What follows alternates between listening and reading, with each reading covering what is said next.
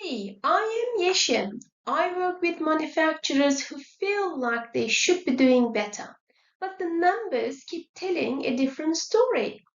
Look, manufacturing is a brilliant business model, but what I keep seeing is smart businesses losing money and they don't even realize where or why.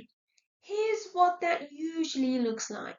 Margins are too low, quality costs are creeping up, you don't really know the cost per unit, and the cash flow all over the place.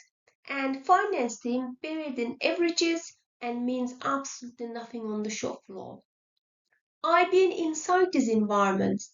I walk the line. I've seen machines sitting idle, piles of rejected stock waiting out back. This isn't about pointing fingers, it's all about getting control. I built my practice to give manufacturers clarity around cash, cost, and decisions that usually move the needle. So if you are asking, where is the money going? Let's talk. This is exactly why I do what I do. Please like, follow, or reach out because finance should fuel your growth, not hold you back. Thank you for listening and see you soon again.